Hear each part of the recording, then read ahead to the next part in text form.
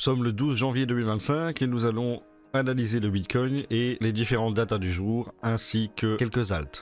Alors par rapport au Bitcoin, du coup il n'y a pas grand chose à dire puisqu'il est en train de latéraliser tranquillement. On voit ici, il est clairement en train de latéraliser, il ne se passe strictement rien du tout sur le Bitcoin. Donc moi je verrais bien un petit truc ici, voilà, il va chercher le bas du canal, puis il va remonter.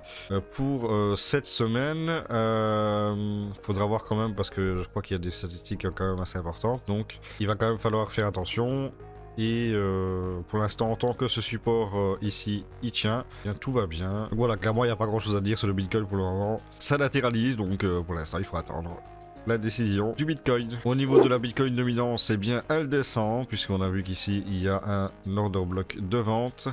Donc elle redescend tranquillement. Elle est venue se reposer sur le support ici, qui avait déjà permis une petite remontée. Donc moi je pense ici que au niveau de la Bitcoin dominance, ça devrait, je pense, baisser un petit peu, aller chercher peut-être les 0,5 de Fibonacci, parce qu'on voit quand même ici que sur les wave trends ça descend un petit peu, c'était quand même monté suffisamment haut. Il y a une possibilité aussi que ça vienne chercher ici le bas du canal et ensuite remonter un petit peu, break cette augmente et aller chercher cette zone ici, cette résistance là, et puis redescendre tranquillement, puisque on a quand même les altcoins qui ont quand même pris bien cher, et il serait peut-être temps qu'à un moment donné ça remonte un petit peu. Voilà pour la Bitcoin dominance, il n'y a pas grand chose à dire non plus, il se passe pas grand chose, puis c'est le week-end, donc voilà. Au niveau du total 3, c'était un petit peu plus intéressant, puisqu'on a eu une petite hausse ici, d'accord. Moi ce qui me dérange un petit peu, c'est que ici on a des liquidités qui s'accumulent petit à petit. Voilà, donc obligatoirement je pense qu'on va revenir chercher cette zone là pour ensuite repartir en faisant un W. Voilà, ici je vois bien un double bottom se former pour aller chercher.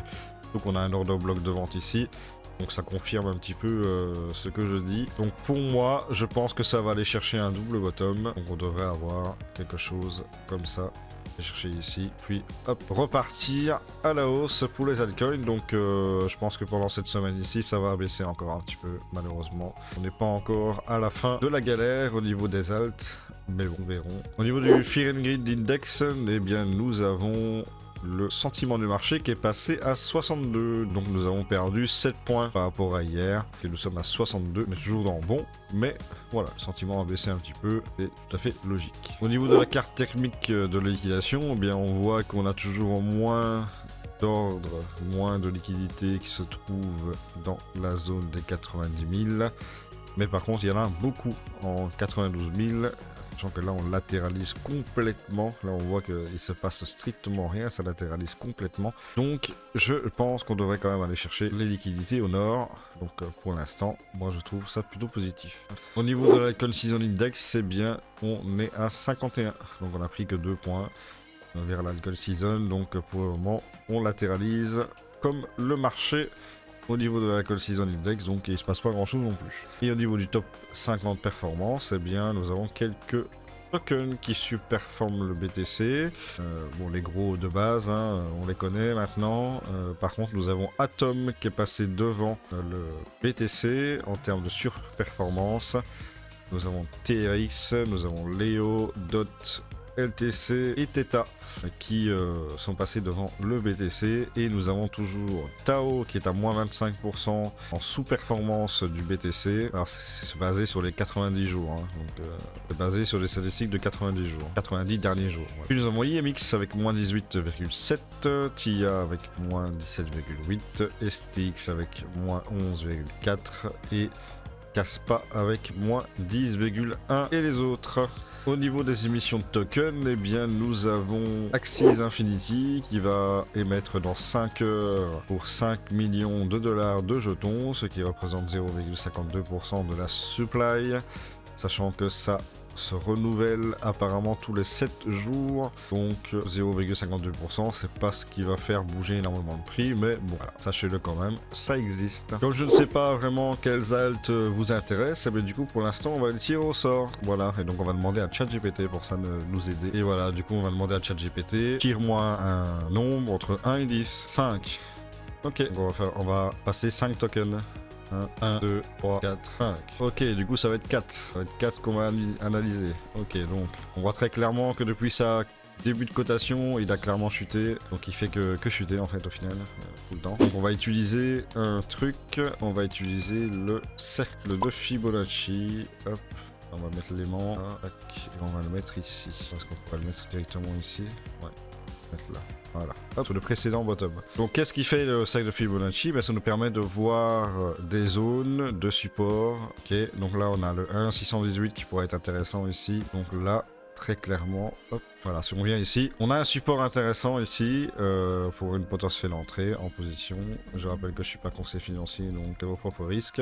On voit qu'on a le wave trend très en survente. Ishimoku pareil, MACD ça tombe. Le wave trend ici très en survente, et même le RSI, on le voit ici, nous sommes en survente à 27. Donc pour moi, cette zone ici, entre 1660 et on va dire 1458, pour moi, cette zone ici est la zone idéale pour entrer en position pour un rebond. Parce qu'on sait que vu qu'on est très en survente, on va avoir un rebond. Voilà pour 4. On en fait un deuxième. 3. 1, 2, 3. Ok, du coup, on part sur OL. OL USDT. Donc on a eu une première hausse ici qui nous a donné 816%. Donc un petit x9 bien vénère comme il faut. On a différents supports évidemment. Ici, il est actuellement d'ailleurs sur un support. On le voit ici. Puisqu'il est sur un support comme on voit ici. Voilà, cette zone-là, du coup, correspond à cette zone ici. Alors, je vais utiliser mon propre retracement de Fibonacci. Hop, pour voir un petit peu. Et là, on est en dessous des 0,786. Donc, clairement, on est pas du tout sur quelque chose qui puisse rebondir fortement. Au niveau du RSI et des wave trends, on voit que c'est pas non plus, voilà, c'est proche de la survente, mais voilà, c'est pas la dinguerie non plus. On voit qu'on a une sorte de petit rebond, mais pour moi, je pense que ça va continuer à baisser. Pour moi, la zone idéale se trouve ici, sur ce support-là. Là, ce support-là est plutôt très intéressant. Il correspond à ce haut de cotation, plus un support ici. Donc pour moi, ça, c'est solide. En plus, on a un ordre de bloc d'achat. On voit qu'il y a une puissance haussière à ce niveau. Donc ici, pour moi, la zone est intéressante. À 12 595 jusqu'à, on va dire, 11 200. Voilà, cette zone-là. Si le prix vient dans cette zone-là, eh bien, ce sera le moment de lancer une position. Pour moi, c'est encore un peu trop tôt pour lancer une position là-dessus. Voilà pour le deuxième. Et du coup, on va terminer pour un troisième. Donc on va prendre 3 alts, voilà, 3 alts au hasard. Le 7, 1, 4, 1, 10 et 7. Donc on se retrouve du coup sur H-bar. Alors H-bar, on a eu une méga hausse ici comme on peut le voir, qui est partie du 2 novembre, oh non, qui est partie du 3 novembre jusqu'au 3 décembre. Voilà. Il y a eu un petit x9 encore, donc vraiment il a super bien performé ici. Donc là on est sur une zone qui est en train de latéraliser complètement, donc on voit qu'on est sur un range. Maintenant, est-ce que c'est plutôt une distribution et ensuite repartir à la baisse? Je ne pense pas, parce que dans ce cas-là ça voudrait dire que le bull market serait terminé. Donc je pense quand même qu'il y a encore de la performance à faire. On voit que sur le RSI ça a break ici, et pour l'instant il reste en dessous de la moyenne mobile, et la moyenne mobile descend un petit peu. Donc la moyenne mobile est toujours à 56, 57, donc ça reste quand même relativement haut. Donc pour le moment, il faut que ça baisse, il faut que ça digère un petit peu. Donc il arrive ici proche du canal ascendant, donc du bas du canal ascendant. Il y a énormément d'ordre blocs de vente ici. Il y a une résistance folle à ce niveau-là. Donc ça va être très difficile à passer. Le support ici tient bon depuis, on va dire, le 9 décembre. Si jamais ça devait baisser, parce qu'il y a quand même pas mal d'imbalance à combler, mais bon, ça il le fera quand on rentrera en bear market, je pense. Il ira combler tous les imbalances. Si jamais ça baisse, donc si jamais ce support-là break et que ça descend, là, à ce moment-là, un support intéressant qui pourra être, c'est au niveau des 13 centimes. Et si j'utilise mon Fibo, hop, donc les zones super intéressantes, donc on commence déjà avec le support à 0,382, donc pour l'instant il est dessus, hein. Donc là il tient sur les 0,382. S'il va à 0,5, ce sera au niveau des 21 centimes, mais on voit que le 0,5 en fait il n'y a pas grand chose. Donc du coup, pour moi le plus intéressant serait le 0,618. Entre le 0,618 et le 0,786. Donc 0,618 à 17 centimes 560. Et le 0,786 à 11 centimes 743. Voilà, donc pour moi cette zone est super intéressante pour rentrer. Pour l'instant, ça me semble un petit peu très risqué de rentrer tout de suite. On ne sait pas comment le marché va être dans la semaine qui suit. Donc prudence sur ce token. Du coup voilà, c'est tout ce que j'ai à vous dire dans cette vidéo. Merci de l'avoir regardé. N'hésitez pas à vous abonner, à commenter, liker, rejoindre mon Telegram et on se retrouve pour une nouvelle vidéo. Ciao.